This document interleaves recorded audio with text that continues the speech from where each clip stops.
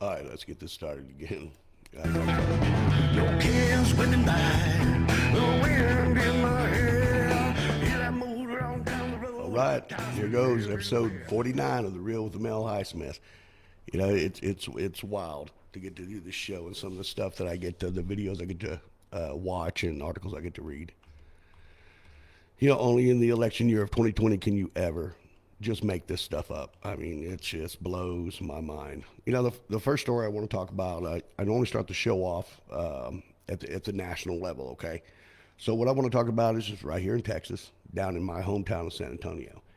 And this I think this story is really going to blow your mind. It's tragic in the end, but there's a blessing that no one died. So, in San Antonio, a 22-year-old man who San Antonio police says was shot twice after shooting an officer and striking his body worn camera has been identified.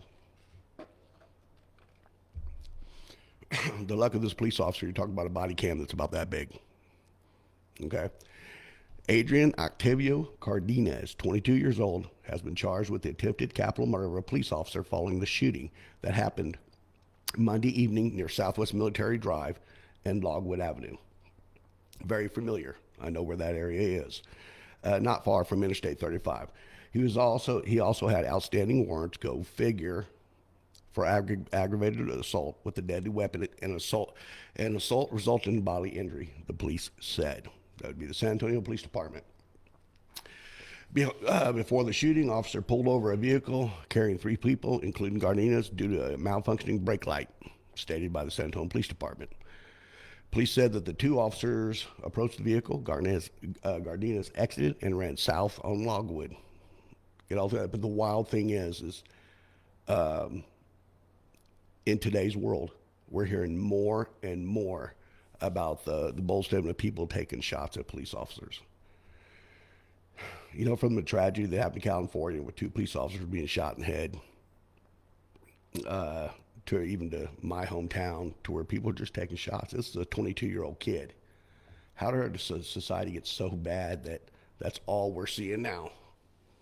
That's all we're seeing now. Do they ever report anything good? You know, 22-year-old man saves child from burning building. No. It's only the tragedies. So, the police officer was shot. He was knocked down in the street after being hit in the chest. Thank God that body camera was there, because he wouldn't, anyways. And he was hit directly in his body cam. The officer returned fire, hitting Gardinas in the arm and the abdomen. After the police officer took cover and gave Gardinas commands, police said Gardinas threw a gun into the street. So, young man, what was the whole point of shooting the police officer? What was the whole point of shooting the police officer? I just don't understand it. Should have just gave yourself up, I guess. You're going to get more street credit for shooting a police officer. You enjoy your life in prison if you don't get worse. So they took Gardinas to Brooke Army Medical Center for treatment, and the officer was checked out by emergency medical services at the scene. The second officer that was there was not injured. We are extremely lucky not to have a dead officer tonight, Police Chief McManus told reporters on Monday. He added that officers were working to salvage the body cam video from the shooting. That would be wicked. I can't wait to see the video. I know it's tragic to say that, but wow. Just wow. So the officer has a year and a half of service with the department, Chief McManus said. The other two people in the vehicle were taken in for questioning. Wow. You know, you just got to imagine what that young officer thought. He'd only been on police force, I think, for a year and a half. So being shot, and it's the body cam that caught the bullet. You know, praise the Lord on that one. You got to really, really think it's amazing. So now I'm going to talk about something else. You know, some people are not going to like it. But I tell you what, I don't like it either. But I don't want anybody to ever forget who this monstrous, evil lady is. And no, I'm not talking about Hillary Clinton. I'm talking about the suspected child trafficker, Ghislaine Maxwell. She's finally hired her lawyer, and I'm sure y'all gonna love this one. The lawyer she hired once represented Osama bin Laden's henchman, reported from the Daily Mirror. Bobby Sternheim in 2015 represented Saudi exile Khalid Al-Fawaz over the role in the 98 Al-Qaeda bombings of the U.S. embassies in East Africa that killed 224 people. You would figure that a supposed monster like Maxwell would go for a lawyer that got terrorists who murdered people off. Go figure. This lawyer's probably going to, hang that on his wall, suspected child trafficker and terrorist. That's going to be the marquee of this lawyer's life. And he's probably going to be proud of it. Guarantee he's voting for Joe Biden. That was a cheap shot, but, I don't care. This shit just makes me sick. Okay, so then the U.S. Attorney. Okay, hold on a second. Text order labor law. All right, thank you, Connie. Welcome to the show, man. So then U.S. Attorney Preet Bharara at the time said Al-Fawaz played a critical role for Al-Qaeda in its murderous conspiracy against America. Don't that make your blood boil? Fawaz was sentenced to life in prison. They should have got death penalty.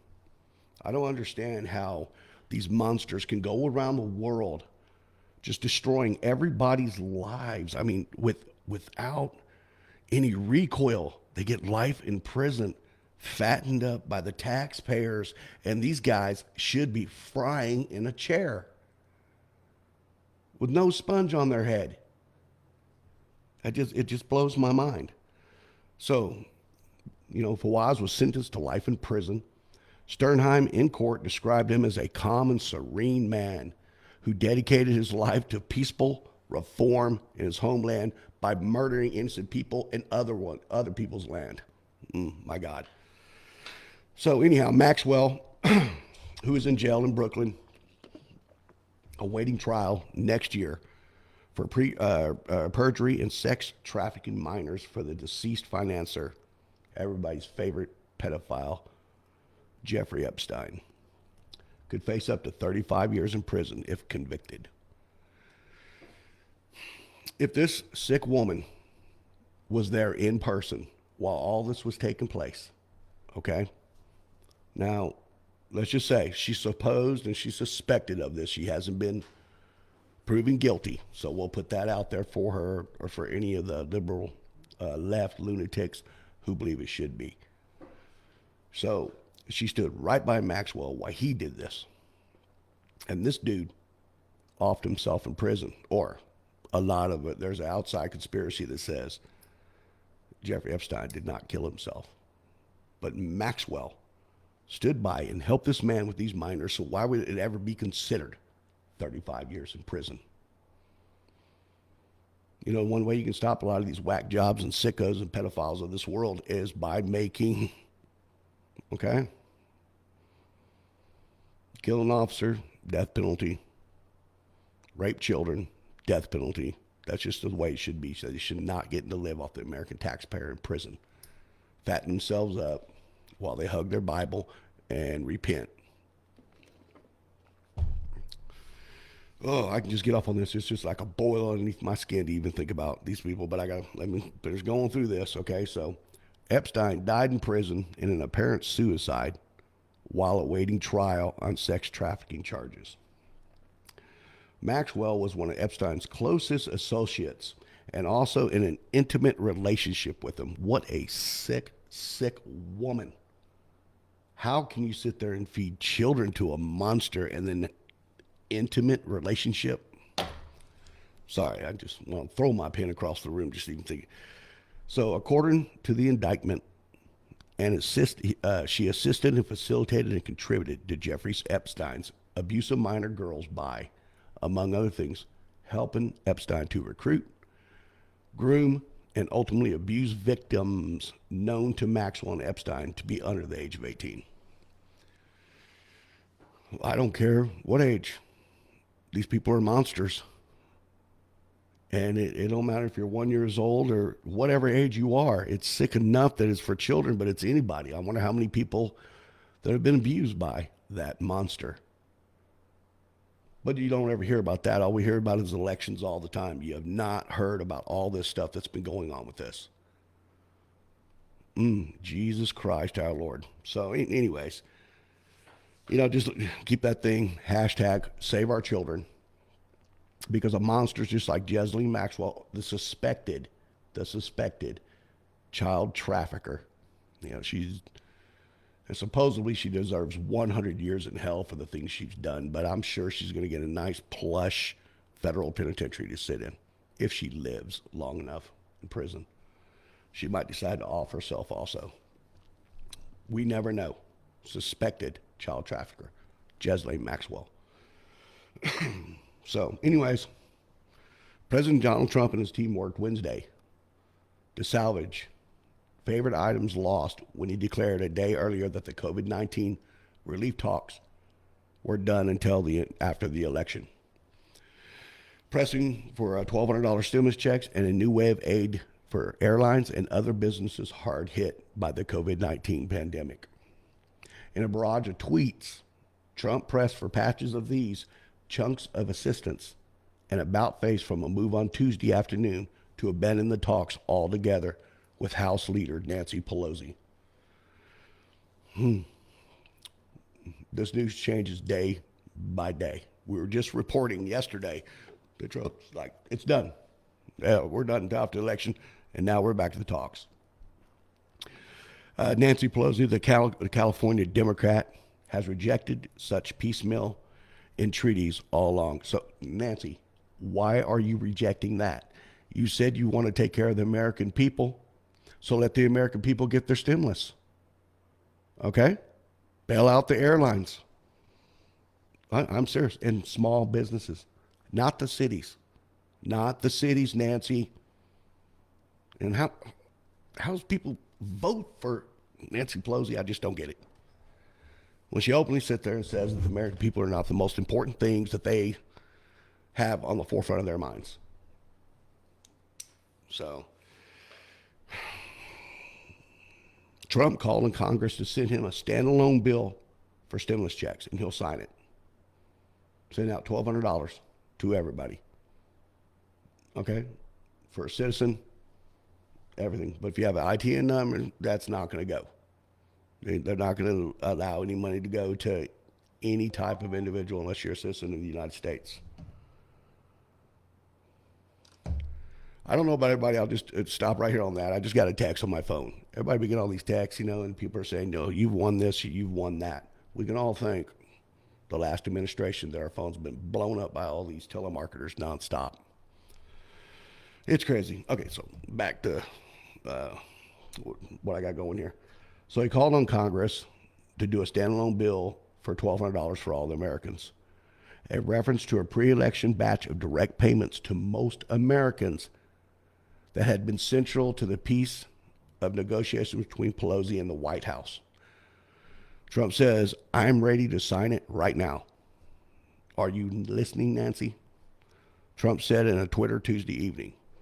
He also urged Congress to immediately approve $25 billion for airlines and $135 billion for the Paycheck Protection Program to help the small businesses.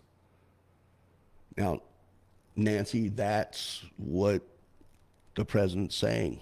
It's for the people. You said you're worried about the people, so let's do it.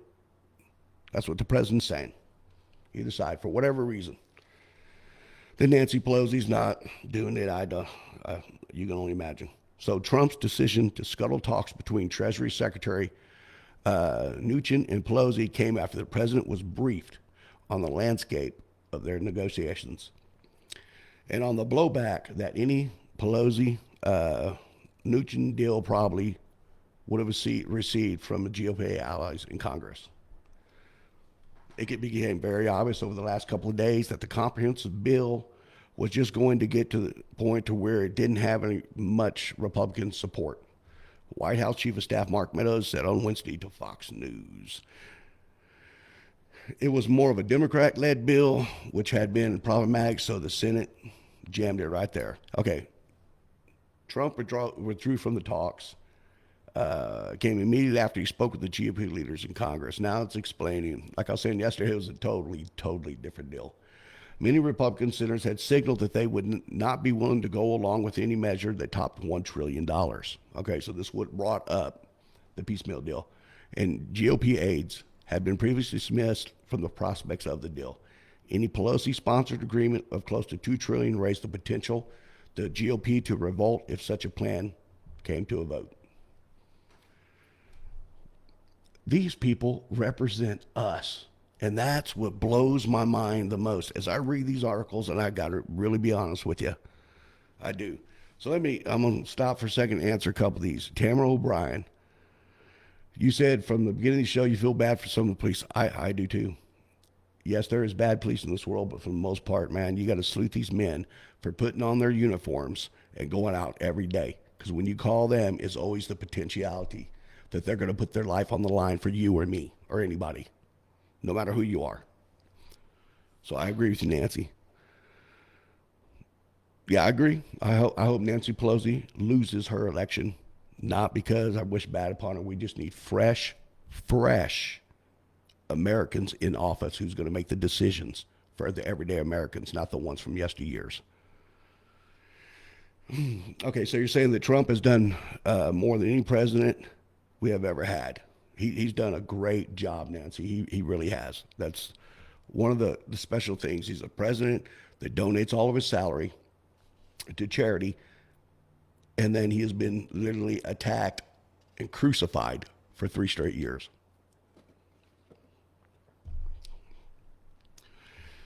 Okay, so the talks, I'm going to go back over here. So the talks have been in trouble from the start in July and never appeared too close to an agreement both sides could embrace. Well, of course, because I'm going to be honest with you, if this was about giving aid to the American people, it would have been done. It would have been finished already. But it's not about the American people.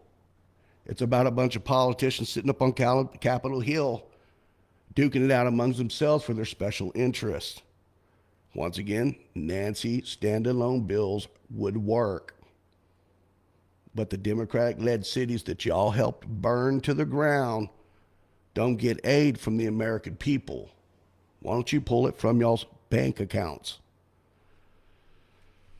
But anyway, so Pelosi and Mnuchin talked briefly this morning about the chances of a standalone airline rescue. Pelosi's spokesperson, Drew Hamill, tweeted Pelosi directing Mnuchin to a measure she had attempted to pass on Friday on short notice under fast-track procedures, but only after Democrats made a number of changes the Republicans didn't like. Go figure. You know? Let's take something that everybody's going to agree on and go ahead and jack it all up to where it won't work. It's almost like trying to get 5 men into a band room to play a song. You know, I can relate the politicians up there on Capitol Hill of playing in a band. No one gets along, everybody argues, and you can barely agree on what direction everything's going to go. So Pelosi has been demanding a host of Democrat wins on food aid, unemployment benefits, help for renters, homeowners, aid to the state and local governments. The Republicans charged she was dragging the talks to deny Trump a political victory before the election. You know, let's take a little time. If I have anybody out there that watches this show that supports Joe Biden, all the voters for Joe Biden are waiting for relief also. So why would Nancy Pelosi hold it up? Because she could give 2 flying flips about the American people. It's all about busting the hindpart of Donald Trump. She has made this personal. She doesn't care about the Americans. And that's the saddest thing about all of this. That is the saddest thing about all of this, that we have to sit here and watch these people fight on whether they're going to give out or divvy out any of the funds that are it's our damn money in the first place. Blows my mind. Blows my mind. Remember, this is just an opinion show by a guy in a small town in a historic pawn shop. That historic pawn shop is also the original Lakeside Pawn and Jewelry at 2001 North 281, Marble Falls, Texas. One of the greatest things, if you want to just get away from that world around you and you want to come to that hometown service feeling, you come to Lakeside Pawn and Jewelry. Whether you're coming in here for one of our loans, you're coming in here to buy that special item for that special someone. It does not matter. The staff here at Lakeside Pawn and Jewelry, and believe me, this show is shot right in the middle of it. Right in the middle of the building. The Real with Mel Highsmith. So you come down here, you will get the one thing we tell everybody. Come on down to Lakeside Pawn, where you expect our great service. And that phone number is 830-693-5626. So it's my little Shangri-La. But now I got to come out of that beautiful Lakeside Pawn thought process I had going and talk more about this. So here we go.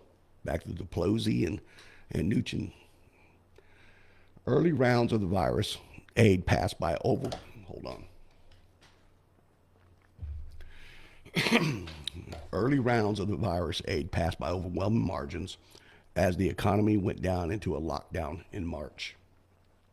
After all, Trump and many of the GOP allies focused on the loosening social and economic restrictions as the key to recovery instead of more taxpayer-funded help.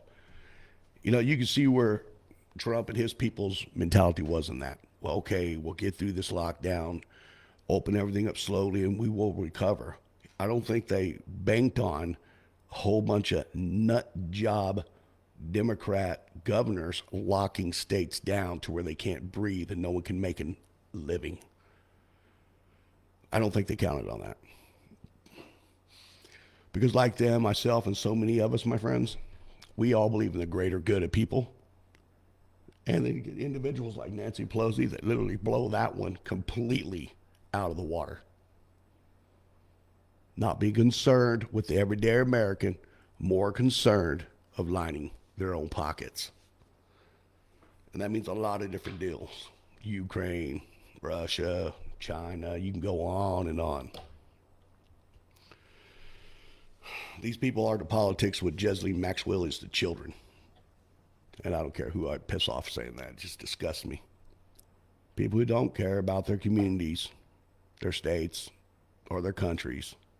Why are they even around? Just saying.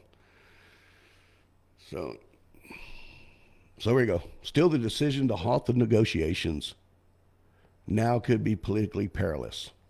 While the stock market has clawed much of its way back after cratering in the early weeks of the crisis, which is a trip it has, unemployment stands at 7.9%, still better than Obama's, and nearly 10 million jobs that remained lost since the start of the pandemic exceed the number that the nation shed during the entire 2008-2009 Great Recession.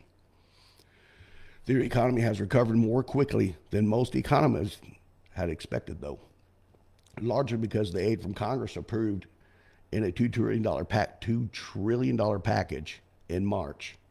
The $1,200 stimulus checks that made all the suppliers out of China and stuff like that from Walmart very wealthy, supplemented the $600 unemployment benefits each week, and aid to small businesses that boosted household incomes and enabled many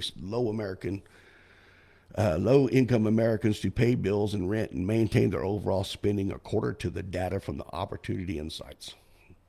All I ever got at it from the first stimulus of a lot of people that they blew their money out in Walmart, bought ridiculous amount of stuff, didn't pay their rent, and now you got landlords, whether they're good ones or they're bad ones, it doesn't matter. They're all hurting because they didn't get their money.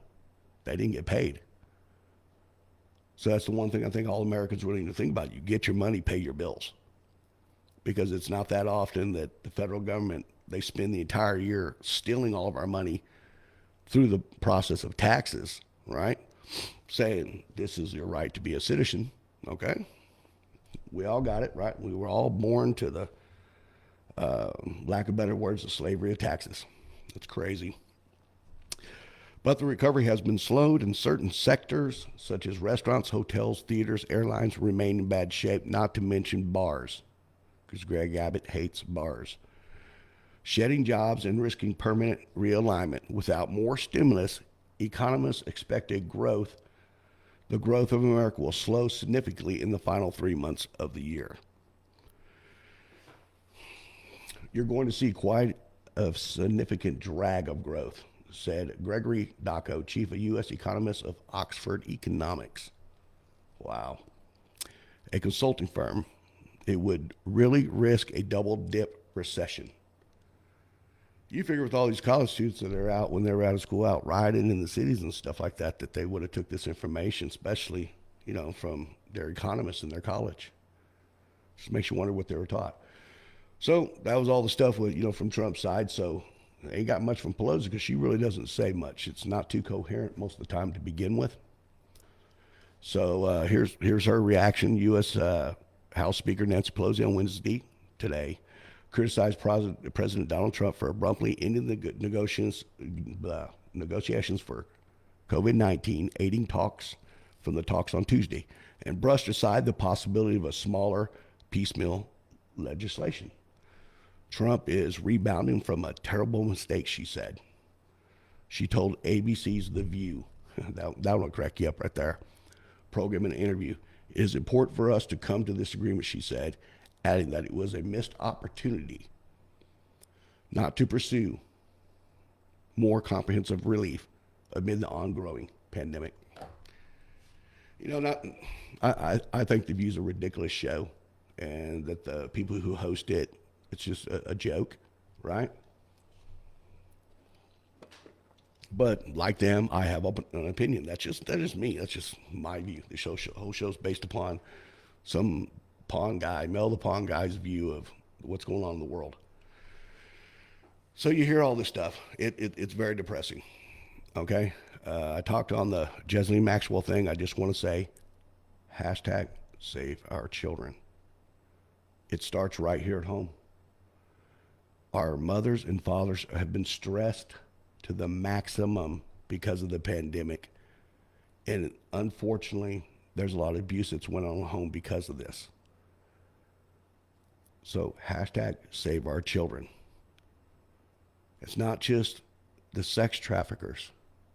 Children are being abused at home. And I'm not talking about getting their hind parts whipped, which that's what the rioters needed by their parents, because they wouldn't be rioting now if they would have had it. I'm talking about actual beating the children. Hashtag save our children.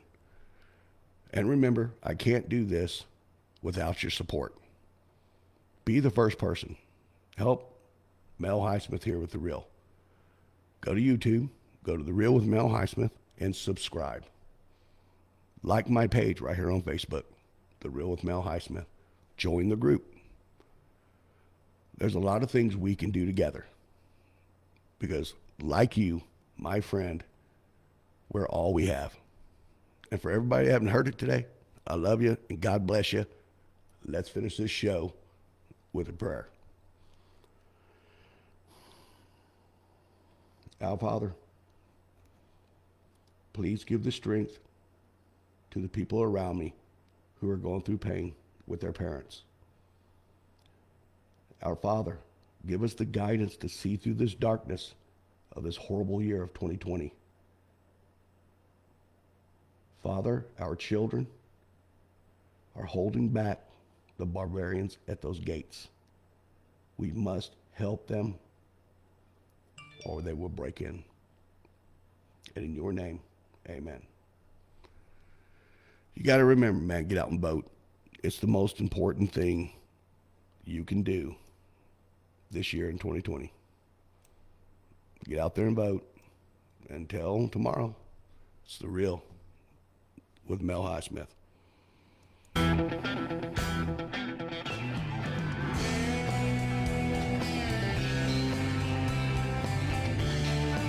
Get out, vote. God bless America.